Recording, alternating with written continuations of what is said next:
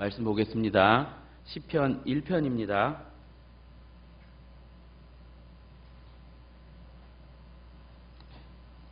시편 1편 1절부터 6절까지 교독으로 봉독하겠습니다. 복 있는 사람은 악인들의 궤를 따르지 아니하며 죄인들의 길에 서지 아니하며 오만한 자들의 자리에 앉지 아니하고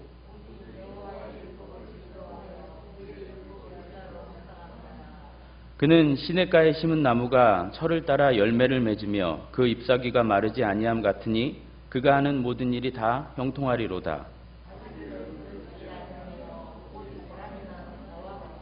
그러므로 악인들은 심판을 견디지 못하며 죄인들이 의인들의 모임에 들지 못하리로다. 무릇 의인들의 길은 여호와께서 인정하시나 악인들의 길은 망하리로다. 아멘. 설교자의 어려움 중에 하나는 무엇을 설교해야 하는가, 어느 본문을 잡고 설교해야 하는가입니다. 많은 고민 끝에 오늘부터 시편을 이렇게 한 편 한 편 설교하기로 했습니다. 이렇게 한 성경을 잡고 차근차근 설교를 해야 설교자의 생각이 덜 반영되는 거거든요. 그리고 이제 말씀이 이끄는 대로 설교를 할 수 있게 됩니다. 저를 위해서도 좋고 듣는 여러분들을 위해서도 좋은 거죠. 자, 시편입니다. 몇 가지 이제 개론적인 얘기를 좀 하게 될 텐데요. 우선 시편은 참으로 독특합니다. 몇 가지 특징이 있어요. 첫 번째로 장르, 그러니까 문학적 형식에 있어서 시라는 것이죠. 그래서 시편은 1장 1장 하지 않고 1편, 2편 이렇게 불러요. 이렇게 시편은 시이기 때문에 우리가 자칫 이 시편을 가볍게 여기고 쉽게 그냥 이렇게 볼 수 있지만 절대 그렇지 않습니다. 시이기 때문에 당연히 함축적인 의미의 단어도 많고 상징적이며 은유적인 표현들도 많아요. 더불어 시인들이 자신이 말하고 있는 것에 대한 긴 설명을 해주지 않아요. 자신의 감정만, 시인 자신의 감정만 솔직하고 담백하게 이렇게 쏟아내고 맙니다. 설명이 좀 불친절해요. 그러니까 시이기 때문에 쉽고 가볍지 않고 오히려 어렵습니다. 신중에 신중을 기해서 봐야 될 게 시편입니다. 두 번째로 이 시편은 성경의 제일 가운데, 그러니까 성경의 배열 중 제일 가운데 위치해 있는데 어떤 의미가 있을까요? 가운데 위치해 있다는 특징이 있는데 어떤 의미가 있냐면, 여러분 성경 66권이 다 하나님의 감동으로 기록된 것일 뿐만 아니라 그 배열에 있어서도 영감되었다는 것에 동의하십니까? 모세오경으로 시작하여 그 뒤로 역사서를 배치하고 그 뒤로 시가서 또는 성문서가 배치되었으며 그 뒤로 선지서가 배치되었잖아요. 이런 배열은 그냥 된 것이 아니라 어떠한 의도를 가진 나름의 의미가 있는 배열이라는 것이죠. 시편이 제일 가운데 위치한다는 것은 시편에 어떤 독특한, 특별한 중요함이 있다는 것인데, 독특성이죠.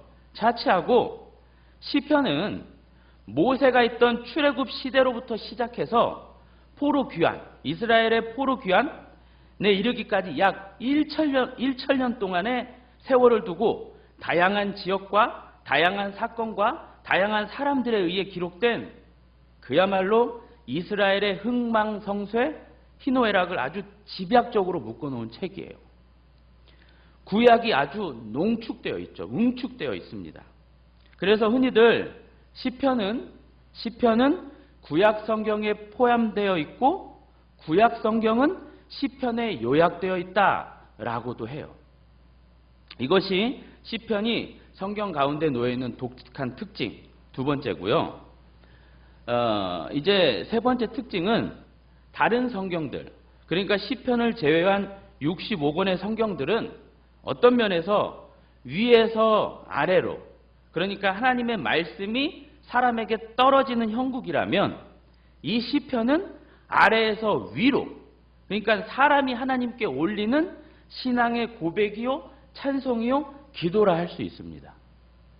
그러니까 근본적으로 시편은 명령하거나 설명하는 것보다는 마음을 움직이고 적시며 그로 인해 우러나오는 새로운 결단과 희망, 고백을 올리는 것이라 할 수 있어요. 아래에서 위로 향한다는 성격이 강해요. 물론 하나님의 감동을 받은 사람들이 하나님께 올리는 말이죠. 자, 이러한 특징의 시편을 분류함에 있어서는 감사시, 찬양시, 애곡시, 애가, 참회시 등등으로 분류하기도 하고 또는 저자별로 이렇게 분류하기도 하는데 가장 보편적인 분류는 성경에 나와 있는 대로 5권으로 150편의 시편을 5권으로 분류해 놓은 거예요. 그래서 성경에 나와 있는 대로 1권은 1편부터 41편까지고요. 2권은 42편에서 72편, 3권은 73편부터 89편, 4권은 90편부터 106편, 그리고 나머지 5권이 되겠죠. 웬만한 성경에는 이렇게 다 구분이 되어 있습니다. 이러한 구분과 배열 역시 의도와 의미가 있는 배열인데요. 1권부터 5권까지는 어떤 기승전결이 있다는 것입니다. 참고로 제가 이렇게 딱딱하게 또 장황하게 설명을 하는 이유는 우리가 성경을 보다 안전하고 건전하게 보는데 필요하기 때문입니다. 힘드시더라도 다소 따분하시더라도 안 따분하시죠? 그럴 것 같았어요. 자, 먼저 1권. 1권은 거의 다 다윗이 지은 시로서 하나님의 언약을 확인하는 그런 내용의 시들이래요. 어떤 언약이냐면 성경의 언약은 딱 하나예요. 구약, 신약 이 언약은 하나로 소급되는데 결국 뭐냐면 여자의 후손, 메시아죠. 여자의 후손을 보내서 그의 백성들을 구원하시겠다는 그 언약입니다. 그 언약. 그럼 이 언약과 다윗의 관계는 무엇이냐? 성경에서 다윗의 가장 큰 어떤 역할은 그가 예수 그리스도를 예표한다는 거예요. 미리 보여준다는 것에 있습니다. 성군이고 기가 막힌 왕이고 그런 것보다 가장 중요한 건 그 다윗이 예수님을 예표한다는 것에 있어요. 그러니까 하나님께서 다윗을 통해 그의 백성 이스라엘을 보살피시고 샬롬을 주시듯 하나님께서 누구를 통해서요? 예수 그리스도를 통해서 당신의 백성, 영적 이스라엘을 구원하시고 평강을 주신다는 그 언약, 그것을 말씀하시는 거죠. 이처럼 다윗을 통해 예수 그리스도로 말미암는 우리의 구원이 담긴 그 언약을 힌트하는 겁니다. 그래서 1권 안에는요, 1편부터 41편 그 1권 안에는 예수님과 동일한 모습의 다윗이 많이 등장해요. 보여져요. 다윗이 고생하고 고난받듯이 예수님도 똑같이 그렇습니다. 그래서 다윗의 시를 예수님이 그대로 갖다 쓰세요. 그러나 어쨌건 예수 그리스도께서 많은 고난과 유혹을 받지만 결국은 하나님께서 예수 그리스도를 메시아로 세워버리시듯 이 고난받는 다윗 역시 끝내 어떻게 되죠? 숱한 고난과 이리저리 쫓기지만 결국은 왕으로 등극하잖아요.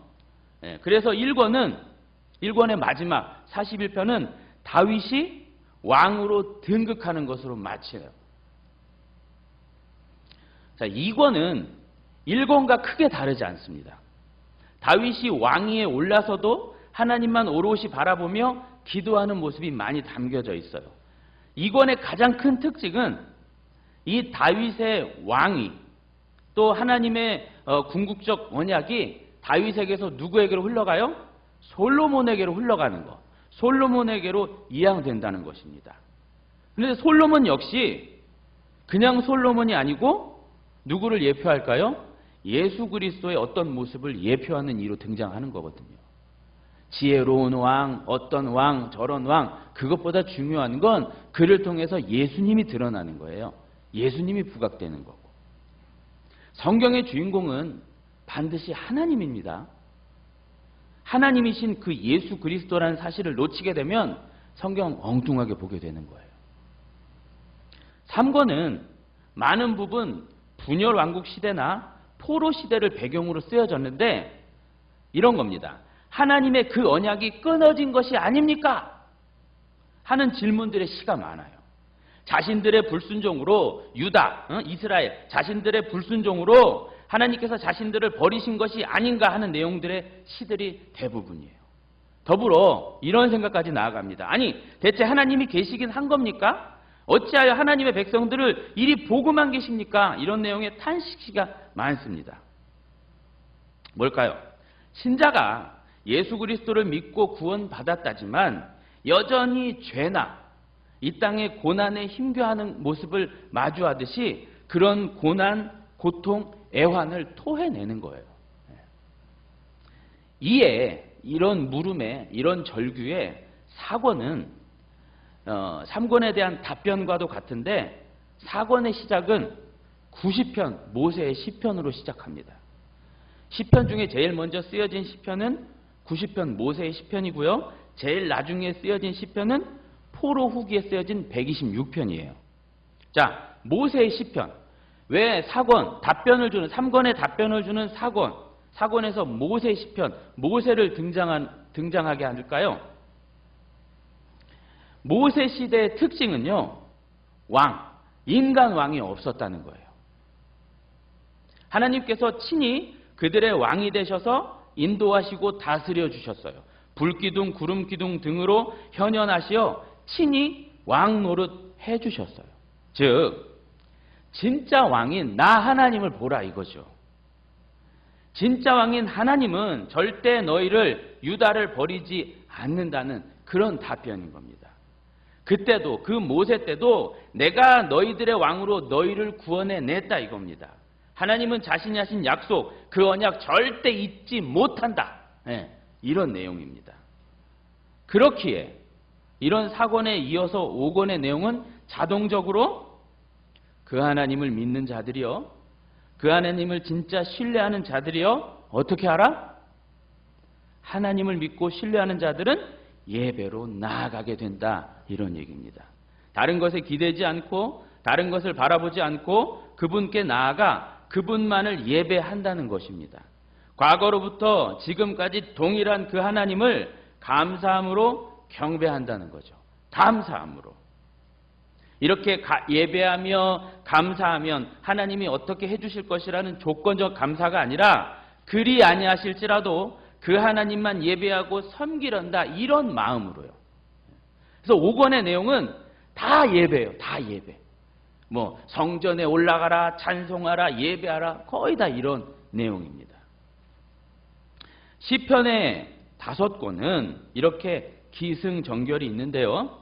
각 권이 끝날 때마다 마지막은 항상 송영으로 마칩니다. 찬송하리로다 이렇게 독솔로기야 이렇게. 우리네 역사 전체는 그 마지막은 결국 하나님만 찬송 받으시는 걸로 끝날 겁니다. 시편의 시인들은 그걸 알았어요. 아무리 세상이 이렇게 돼도 결국 마지막에 영광 받으시고 찬송 받으신 분은 그분밖에 없다라는 고백을 그들이 토해내는 겁니다. 결국 하나님만 찬송받을 분이시고 그러므로 그분을 찬송하는 것으로 시를 종결한다. 이렇게요. 자, 서론은 이 정도로 하고요. 이제 이런 흐름의 전체 시편들을 여는 달리 말해서 시편 전체의 요약이라고 할 수 있는 시편 1편과 2편을 살펴보겠는데요. 많은 학자들은 시편 1편과 2편을 하나의 시편 내지는 연결된 시편이라고 봅니다. 저도 그렇게 보고 있고요. 그래서 우리도 시편 1편과 2편을 묶어 살펴볼 겁니다. 오늘은 시편 1편의 내용을 전반적으로 할 것이고 다음 주에는 2편 이렇게 갈 겁니다. 시편 1편 뭐 수차례 읽어보셨고 여기 외우시는 분들도 계실 거예요. 설교도 많이 들어보셨을 텐데 그래서 빨리빨리 넘어가 볼게요. 시편 1편을 보시면 시편 1편이 무슨 내용이죠? 여러분 핵심이 뭔가요? 보시면 우선 극명한 대조가 보여요. 어떤 대조냐면 복 있는 사람과 악인들이 대조합니다. 그리고 나아가다 보면 후반절에 보면 의인들과 악인들의 대조예요. 그러면서 시인이 이 시편 1편과 2편을 통해 궁극적으로 말하고자 하는 것은 복 있는 사람에 대한 것입니다. 이를테면 누가 복 있는 사람이냐 이것이죠. 전체 시편의 150편 전체 시편의 제일 처음 시편, 그리고 그 처음 시편에서 첫 번째 구절, 그 첫 번째 구절에서 첫 단어, 그게 복 있는 사람이에요. 이 말이, 이 복 있는 사람이 시편 2편의 제일 끝절 12절에도 동일하게 나왔거든요. 12절에 복이 있도다, 여기에 똑같은 말입니다. 이게 이제 수미 쌍관법이라고 해서 처음과 끝을 이렇게 맞춰서 강조를 하는 어떤 문학법인데, 여하간 시편 1편과 2편을 통해 강조하고 있는 것은 복 있는 사람의 정체인 거예요. 복 있는 사람. 복 있는 사람, 그게 뭐지? 대체 이겁니다. 1편 1절에 복 있는 사람은, 그리고 2편 12절에 그 사람, 복이 있도다, 이 말, 그 사람은 복이 있도다. 2편 12절에 보면 어떤 사람은 다 복이 있도다 이렇게 되는데, 이 말을 정확하게 번역하면 둘 다 오 복받았다 그 사람은, 또는 복이 있도다 그 사람은 입니다. 감탄문이에요. 우리 산상수훈의 그 심령이 가난한 자는 복이 있나니, 이 구절 있죠? 이 구절도 감탄문입니다. 복받았다 심령이 가난한 자, 이렇게 원래는 번역을 해야 되거든요. 이것이 어떤 의미냐면요, 이렇게 해야 복된 사람이 된다는 게 아니에요. 악인들의 꾀를 따르지 않고 죄인들의 길에 서지 않고 오만한 자들의 자리에 앉지 아니하면 복된 사람이 아니라, 그렇게 하면 복된 사람이 아니라, 복이 있는 사람은 그러지 않는다는 거죠. 산상수훈의 예로 보면 심령이 가난해지면 복된 사람이 된다라기보다는 복된 사람은 어떻게 해요? 심령이 가난하다는 겁니다. 복받았다, 이미 복받았다, 심령이 가난한 자요. 이렇게. 성경은요, 무엇을 하냐 또는 무엇을 해서 이런 문제가 절대 앞서지 않습니다. 존재론적인 문제가 선행돼요. 그러니까 이미 구원이, 은혜가 먼저 주어지는 것이잖아요. 성경에서 구원이나 복이나 이런 것은 우리의 어떤 행함, 노력의 결과물들이 아닙니다. 우리의 노력이나 행함 등을 통해 어떤 상을 받고 대가를 받는 것, 이것은 종교라고 하는데, 기독교는 절대 종교가 아닙니다. 기독교는 은혜입니다. 기독교는 신앙이에요. 기독교는 종교의 공식인 지성이면 감천, 이것이 껴들지 못합니다. 만약에 그 공식이 우리에게 적용이 되면 아무도, 그 누구도 복을 받지 못합니다. 끝이에요. 그렇기에 시편 1편을 대하면서 우리가 함부로 이렇게 해야겠네, 저렇게 해야지로 가시면 안 돼요. 악인들의 궤를 따르지 않고 죄인들의 길에 서지 않고 오직 여호와의 율법을 주하로 묵상해서 복이 있는 사람이 되자, 이런 식으로 가면 이미 잘못 보신 거예요.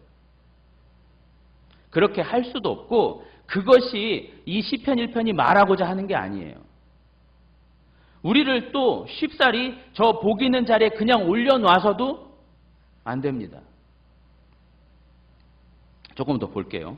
1절에 보시면 악인들, 죄인들, 오만한 자들이 등장하죠. 다 같은 의미의 사람들이에요. 악한 자는 다른 자들이 아니고 어떤 자예요? 죄인이라는 것이죠. 그리고 그 죄인의 대표적 특성은 오만입니다. 악인들, 죄인들이라고 해서 도덕적으로, 윤리적으로 뭔가 특별하게 죄질이 더럽고 악하고 그런 나쁜 짓을 하는 사람이 아니라는 거예요. 도덕과 윤리를 넘어 더욱 본질적인 그 악, 그 죄, 이것을 말하고자 하는 것인데, 여러분, 악, 죄, 오만이라는 것을 통해 드러내고자 하는 것이 뭐냐면요, 악인, 죄인이라는 말에 이렇게 근원을 쫓아가다 보면은 어디에 멈추게 되냐면요, 오만이라는 것에 멈추게 돼요. 오만. 오만이라는 것으로 귀결되는데, 하나님 앞에 오만한 자세, 이것이 결국 죄, 악이라는 것이죠. 하나님을 안중에 두지 않고 그와 상관없이 사는 자세, 그게 죄요 악입니다. 오만이에요. 하나님 앞에서 옳고 바른 그런 목적과 길을 선택하지 않고 거기에서 벗어난 길을 택하는 자세. 그러니까 죄라는 것의 사전적 의미를 다 아시다시피 뭐예요? 관역을 벗어나다, 표적을 벗어나다, 이게 죄거든요. 오만, 죄, 악은 하나님을 모르면서 사는 것, 하나님을 등지면서 사는 것, 이것을 말하는 거예요. 이러한 의미의 악, 죄, 오만은요, 결국 이 관계적인 용어거든요. 관계성을 가진 용어예요. 하나님과의 어떤 관계성을 말하는 용어예요. 악, 죄, 오만. 반면에 복 있는 자에서 이 복 역시 관계성을 가진 단어라는 걸 아세요? 관계적인 복을 말해요. 히브리어로 복이라는 뜻을 지닌 단어가 두 개가 있습니다. 하나는 바라크고 하나는 아수아르인데요. 바라크는 창세기 1장에 많이 이렇게 나와 있는 그런 뭐 큰 복, 긍휼, 은혜, 자비, 이런 복이에요. 이런 복인데 우리가 그러니까 일반적으로 잘 알고 있는 그 복인데, 아수아르는 좀 달라요. 아수아르는 하나님과 인격적 관계에서 오는 복, 그러니까 즐거움, 기쁨, 사모함, 이런 행복을 뜻한다고 합니다. 하나님의 백성만이 누리는 그 기쁨, 예배를 드리는 어떤 감격, 이런 관계적인 그 복을 말한대요. 오늘 시편에 복 있는 자에서 그 복은 어떤 복이겠어요? 아수아르, 관계에서 오는 복, 그 복을 가진 자를 말하고 있는 겁니다. 그래서 이제 2절로 넘어가게 되면, 악인들의 꾀를 따르지 아니하며 죄인들의 길에 서지 아니하며 오만한 자들의 자리에 앉지 아니하고 오직 뭘 한다고요? 여호와의 율법을 즐거워하여, 관계, 즐거워하여 그의 율법을 주야로 묵상하는도다, 이렇게 넘어가요. 여호와의 율법을 잘 지킨다고 나와 있죠? 아니에요. 지킨다고 나와 있지 않아요. 지킨다고 나와 있지 않아요. 그렇게 가면 안 된다니까요. 잘 지켜서 복 아니라고요. 여호와의 율법을 즐거워하고 기뻐한대요. 원문에 충실하게 번역하면 이렇게 돼요. 그의 기쁨은 오직 하나님의 율법에 있으며, 이렇게 이런 거예요. 그러니까 내 기쁨의 대상이 이 율법이고 내 삶의 의미와 가치와 목적이 율법에 있다는 것이에요. 나의 의미와 가치와 목적은 이 율법, 하나님의 말씀에 있다, 이렇게 되는 거죠. 그래서 그의 율법을 주야로 묵상하게 된다는 겁니다. 역시나 그의 율법을 주야로 묵상하면 그의 율법이 좋아지는 게 아니에요. 율법이 좋아서, 그분이 좋아서, 그래서 주야로 묵상하게 된다, 이런 거죠. 참고로 여기 묵상이라는 단어가 있잖아요. 이 묵상이라는 단어의 일반적인 의미는 뭐 중얼거리다, 되뇌이다, 조용히 소리를 내다, 이것인데 성경에서 이 묵상이라는 단어는 그렇게만 쓰이지 않았어요. 묵상, 하가라는 이 단어는 조용히 중얼거리는 것을 포함해서 그 말씀대로 삶을 사는 것까지를 다 드러내는 단어입니다. 그러니까 단순히 국어사전적 개념으로 묵상, 침묵하며 뭐 생각한다, 침묵하며 읽는다, 이런 식으로 이해해서는 안 됩니다.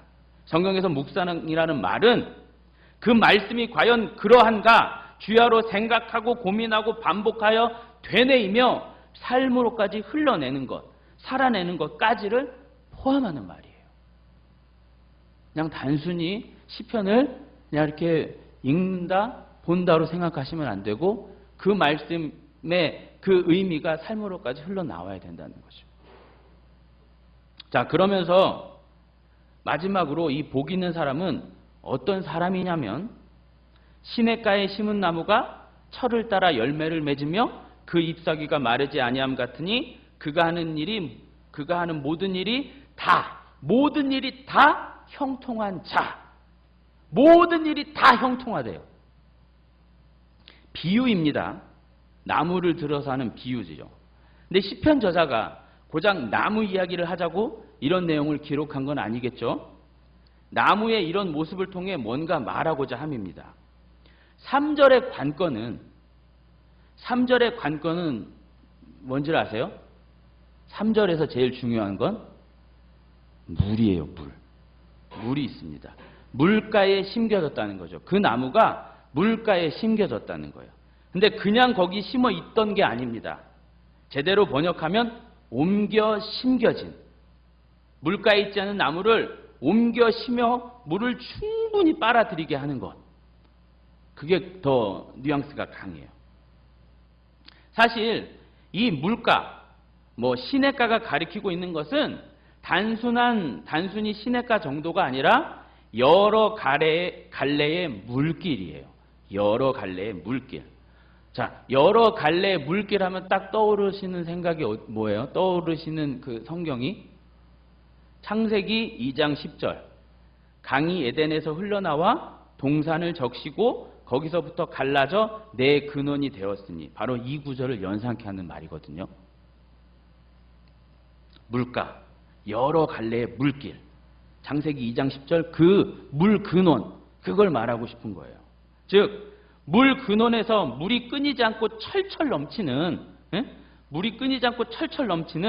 그러니까 그 무한의 생명력, 에너지. 그 옛날 에덴에서 하나님이 인간 아담과 함께 하시면서 아담에게 당신의 그 무한한 생명력을 주시어 아무 어려움과 결핍이 없게 하셨던 그 상태. 그게 진짜 복된 상태거든요. 그 상태, 그걸 의미하고자 하는 겁니다. 그걸 말하고자 함이 있어요. 그런 하나님과 아담의 관계, 그 관계적 상태를 말하고자 하는 겁니다. 그런 상태, 마치 물가에 심겨져 물을 충분히 먹고 있는 나무와 같은 사람은 모든 일이 다 형통하게 된다는 것이죠. 형통은 모든 것이 내 뜻대로, 내 소원대로 이루어지는 것이 형통이 아닙니다.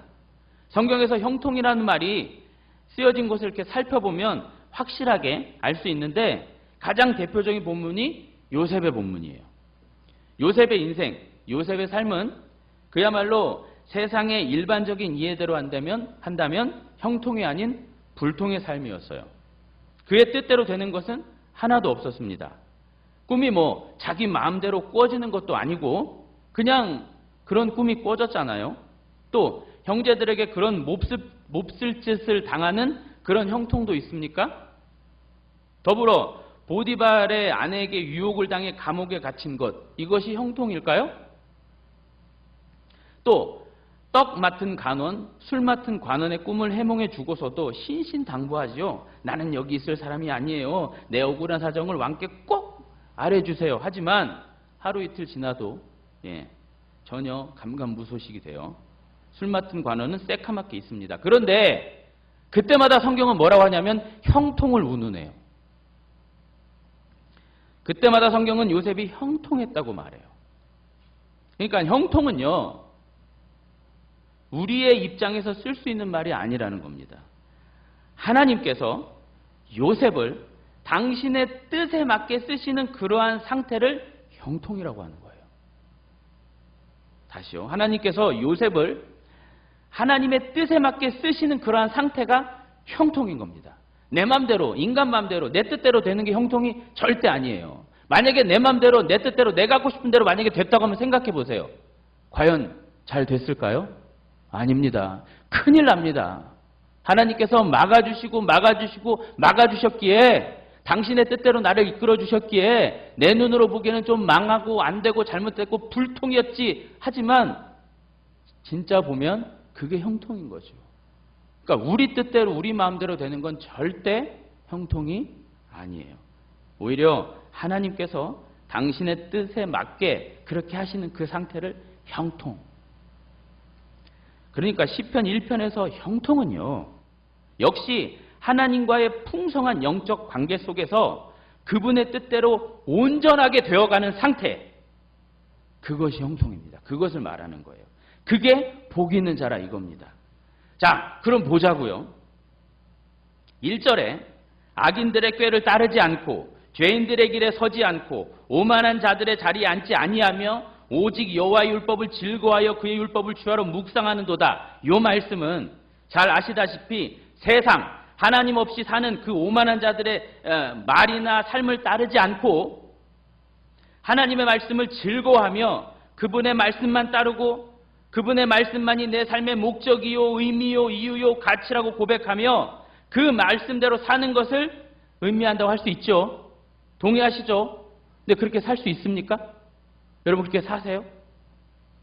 또 날마다 그분과의 풍성한 영적 관계 속에서 그분께서 원하시고 바라시는 그런 모습으로 되어가는 것, 이것이 형통인데 우리가 이런 형통의 모습만 계속 드러낼 수 있을까요? 다 형통해야 돼요. 다. 조금이 아니라, 약간이 아니라, 간헐적이 아니라 늘. 근데 이 형통이 우리 안에 있어요? 그러니까 1절부터 3절까지를 그냥 우리에게 맞춰서 막 갖다 쓸 수 있는 말이 아니라 이겁니다. 먼저는. 오히려 성경은 이렇게 말합니다. 로마서 3장에 기록된 바 의인은 없나니 하나도 없으며 깨닫는 자도 없고 하나님을 찾는 자도 없다고 그랬어요. 우리가 예수님을 믿고 열심히 산다고 하지만, 열심히 신앙생활을 한다고 하지만 과연 우리의 모습 속에서 오늘 시편 1편이 말하고 있는 그 복 있는 사람의 모습이 있냐 이거예요. 얼마나 또 있냐 이거예요. 아니 우리가 복 있는 사람이라고, 우리는 복 있는 사람이 될 수 있다고 당당히 말할 수 있는 무슨 근거가 있냐 이거죠. 나아가 산상수훈의 예대로 한다면 심령이 가난하고 애통하고 온유하고 의에 줄이고 마음이 청결하고 화평하게 하고, 이것이 과연 우리의 삶에서 나오냐 이겁니다. 우리의 삶이 정말 심령이 가난하고, 늘 조금이 아니에요. 늘 심령이 가난하고 늘 애통하며 온유하고 의에 줄이고 마음이 청결하고 화평하고, 과연 우리가 복 있는 사람이라고 할 수 있냐 이겁니다. 또 그런 복 있는 사람이 될 수 있냐 이거죠. 그럼 복 있는 사람이 뭔가요? 이 땅에 복을 가지신 분, 아니 복이 되시어 오신 분은 단 한 분밖에 없어요. 예수님 그 한 분밖에 없습니다. 믿으십니까? 복 있는 사람은 우리가 아니라 누구예요? 예수님이에요. 여기 시편의 문을 여시는 그 사람은, 그 복된 자는 예수 그리스도, 그 하나님, 그분을 말하는 거예요. 우리가 아닙니다. 그냥 막 우리가 거기에 주인공이 돼서는 안 된다는 거예요. 그러나 이제 그 주인공이 우리가 될 수 있어요. 여러분 4절에 보시면 악인의 모습을 어떻게 표현했냐면 뭐랑 같대요? 바람에 나는 겨와 같다고 했는데, 겨의 특징을 아실 거예요. 겨는 뭐가 없어요? 알맹이가 없어요. 실체가 없어요. 내용이 없습니다. 그래서 가볍고, 그렇게 가볍게 바람에 날아가 버리는 거예요. 그 알맹이가 없는 겨와 같은 이들이 악인이며, 그 알맹이, 실체가 없는 자들이기에 심판을 견디지 못한다고 하고, 그 알맹이, 그 실체가 없기에 어디에 들어가지 못하냐? 의인들의 모임에 들지 못한다고 해요. 그리고 여호와 하나님께서 인정도 안 해주신대요. 그러니까 다 같은 의미예요. 심판을 견디지 못한다, 의인들의 모임에 들지 못한다, 여호와께서 인정 안 해주신다, 망한다. 이게 다 같은 의미예요. 무엇이 없어서요? 알맹이, 실체, 어떤 내용이 없다는 거예요. 그런데 예수님은 자신을 뭐라고 하셨냐면, 내가 곧 길이요 길이요, 진리요 그러셨어요. 또 어떤 말씀에는 말씀이 육신이 되어 우리 가운데 거하시며 우리가 그의 영광을 보니 아버지의 독생자의 영광이요 은혜와 무엇이요? 진리가 충만하더라. 또 무엇을 알지니? 진리를 알지니 진리가 너희를 자유케 하리라. 여기서 지금 계속해서 당신이 예수님 당신이 진리라고 하시는데 여러분 진리의 원뜻이 뭔지 아세요? 진리의 원뜻 알레테이아 그 진리의 원뜻은 알맹이, 실체예요. 원형, 진짜, 내용 이런 겁니다. 예수님께서 자신이 진짜 실체고 알맹이라고 하시는 겁니다. 내가 그 실체, 구약 내내 예표로 보여지고 가려져 있던 그 메시아, 그 실체, 그 알맹이라는 것이죠. 하나님의 비밀이요, 계시로 드러나셔야만 하는 그 실체, 그 내용, 우리가 우리 안에 꼭 가지고 있어야 할 그 알맹이, 그 실체, 이 알맹이 없으면 죽는 것, 그게 예수님이라는 겁니다. 그분이 우리 안에 있고 없고가 복과 사망을 결정하는 것이요 생과 사를 결정하는 것입니다. 그분이 있어야 날아가지 않고 그분이 있어야 심판을 벗어나며 그분이 있어야 의인들의 무리에 들어가고 하나님은 그분, 그 예수 그리스도 그분만 인정하세요. 그러나 그분이 없으면 망하는 거예요. 다른 조건이 아니라 그분이 없으면 망하는 겁니다. 코로나 걸려도 그분이 있으면 영생을 사는 것이고요. 코로나 안 걸리고 무병장수해도 그분 없으면 말짱황인 거예요. 아멘. 그래서 연결된 2편, 시편 2편 12절에 뭐라고 나왔냐면 우리 같이 읽어볼까요? 시편 2편 12절 마지막 절입니다. 시작. 그의 아들에게 입맞추라. 그렇지 아니하면 진노하심으로 너희가 길에서 망하리니 그의 진노가 급하심이라. 여호와께 피하는 모든 사람은 다 복이 있도다. 여기 입맞추라는 것은 그에게 철저히 복종한다는 뜻입니다. 그분 아래 또는 그분에게 속한다. 나는 당신 것입니다. 나를 받아주세요. 이런 거예요. 그분을 붙드는 거예요. 그분에게 안기고 그분에게 속하는 거죠. 또 여호와께 피하는 모든 사람은 다 복이 있다 그랬는데 여호와께 피하라가 아니에요. 여기는 원문에 보면 원문으로 직역을 하면 그에게 피하라인데 여기서 그를 지칭하는 것은 여호와가 아니에요. 누구예요? 아들입니다. 아들. 그러니까 아들에게 입맞추고 누구에게 피하라고요? 그 아들에게 피하라 이거예요. 즉 그 아들을 의존하고 그 아들에게 피하는 자는 산다 이겁니다.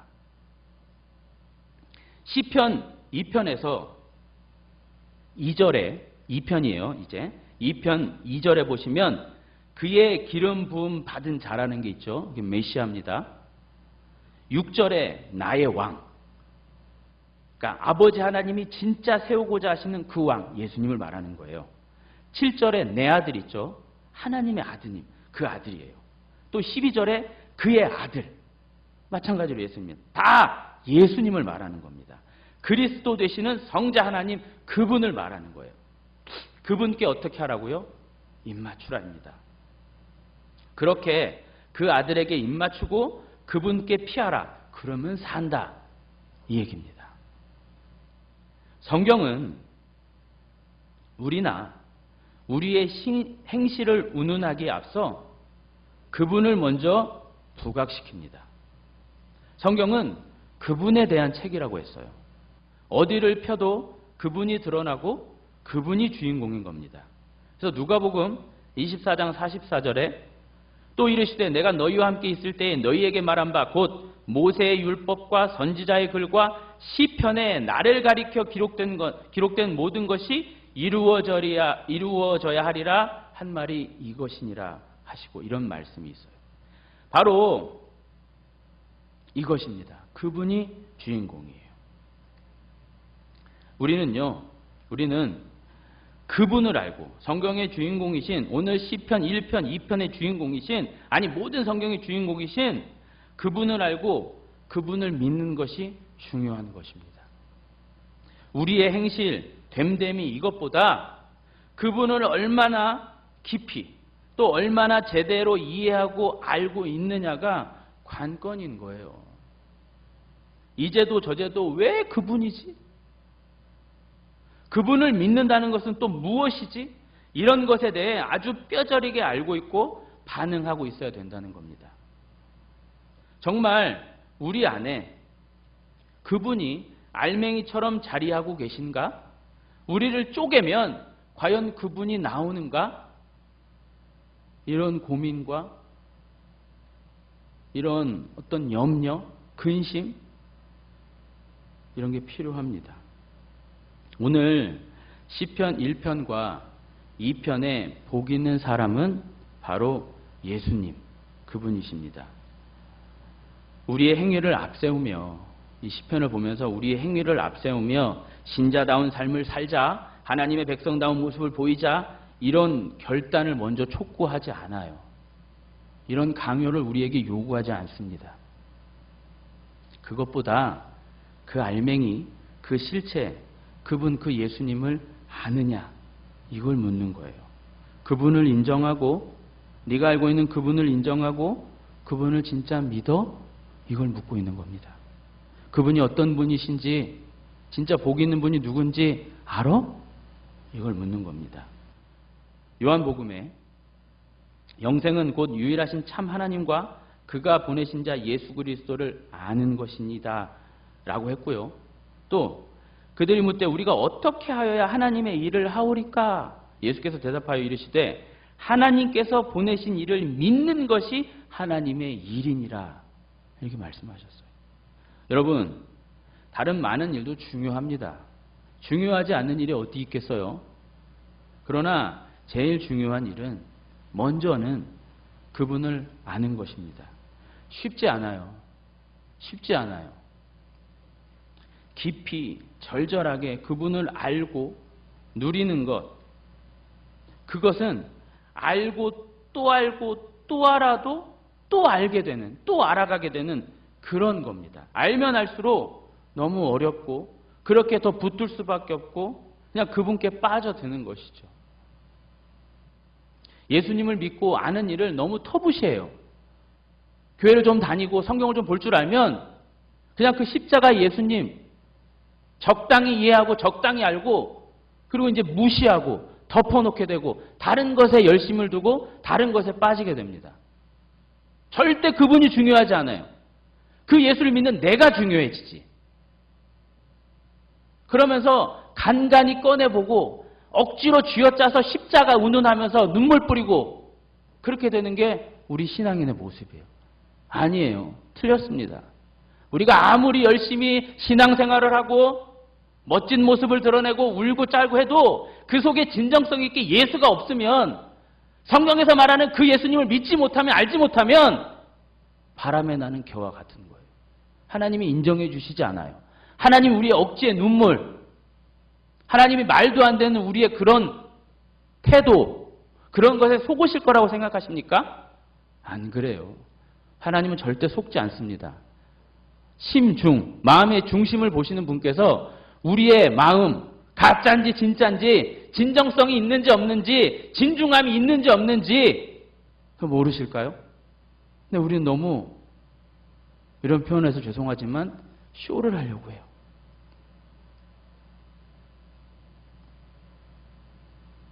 사람들은 더불어서 코로나가 제일 문제인 줄 압니다. 코로나만 해결되면 다 되는 줄 알아요. 그거 해결되면 마치 구원의 문이 자동적으로 열릴 줄 압니다. 아닙니다. 코로나가 제일 문제가 아니에요. 코로나는 어떤 면에서 아무것도 아니에요. 코로나에 가려 다른 무서운 것, 그런 것들을 진짜 우리는 못 보고 있는 것입니다. 그 중에서 제일 큰 문제는 우리에게 과연 그 예수님이, 그 복 있는 자가, 그 실체, 그 알맹이, 그분이 계시는가 하는 겁니다. 진짜로 우리는 그분에 의해, 그분을 위해, 그분 때문에 영생을 누리고 천국에 사는 것이지 다른 이유가 아닙니다. 그분이 그분, 그 예수님이 복 있는 자입니다. 이유와 원인과 해결은 그분께 있는 것입니다. 내가 아니지요. 그 복 있는 분, 그 복 있는 분이 먼저 계시고 그분에 의해 내가 이제 복이 되는 거죠. 이 순서가, 이 너무 쉬운 순서가 절대 간과되면 안 되고 절대 놓치시면 안 됩니다. 그분 때문에 즐겁고 그 복이 있는 자, 복이 있는 자의 원형, 그분 때문에 즐겁고 그분 때문에 아무 염려가 없고 그분 때문에 더 이상 바랄 것이 없다면 그분이 안에 계신 것이고 그런 그가 바로 복이 있는 자. 이제 우리 찬송할 텐데요. 우리